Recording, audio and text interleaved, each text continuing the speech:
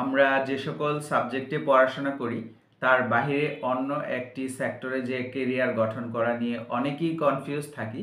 এই বিষয়টি কি আসলে রাইট ডিসিশন নাকি রং ডিসিশন, সেই বিষয়টি আমরা আজকের এই ভিডিওতে আপনাদেরকে ক্লিয়ার করব। তার আগে আমি আপনাকে একটি এক্সপিরিয়েন্স শেয়ার করছি। আমার গ্র্যাজুয়েশন শেষ হওয়ার পরে আমি মূলত একটি মাল্টিন্যাশনাল কোম্পানিতে জয়েন করেছিলাম, যে কোম্পানিটির সাইজ মোটামুটি বেশ ভালো বড়।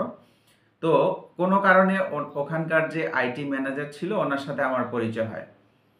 তো একটা পর্যায়ে আমি তাকে জিজ্ঞেস করলাম যে, ভাই আপনি কোথায় পড়াশোনা করেছেন? তখন উনি আমাকে বলল যে উনি ময়মনসিংহ কৃষি বিশ্ববিদ্যালয় থেকে মূলত পড়াশোনা করেছে। কাজেই আমরা আমাদের গ্র্যাজুয়েশন শেষ করার পরে বিশেষ করে এই কনফিউশনটি বেশি তৈরি হয় যে আমার একটা প্যাশন আছে, আমি এই বিষয়ে পড়াশোনা করেছি, এই সেক্টরেই আমাকে চাকরি করতে হবে। এই ধারণাটি আমার মনে হয় পুরোপুরি ভুল। কারণ বাংলাদেশ কিংবা সারা বিশ্বের একটি সমীক্ষায় দেখা গেছে যে 70%-এরও বেশি মানুষ যেই সাবজেক্টে পড়াশোনা করে তার বাইরে অন্য একটি সেক্টরে যেয়ে তারা মূলত তাদের কেরিয়ার গঠন করে। কাজেই অনেকেই দেখা যায় যে ছোটবেলায় ইঞ্জিনিয়ারিং পড়ে, তার শখ থাকে মূলত electrical, electronics engineering, mechanical engineering পড়ে, বিএসসি করার পরে তারা মূলত সেলস অ্যান্ড মার্কেটিংয়ে চাকরি করছেন। আবার পক্ষান্তরে দেখা যায় যে একজন মূলত বাংলা ইংলিশে অনার্স করা বা সাধারণ ডিগ্রি কমপ্লিট করা লোকও আইটিতে কাজ করছেন।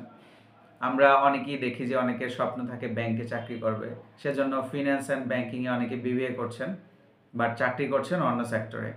আবার দেখা যায় যে ফিজিক্সে অনার্স করেছেন, ইংলিশে অনার্স মাস্টার্স করেছেন, ইকোনমিক্সে পড়েছেন, তারা ব্যাংকে চাকরি করে।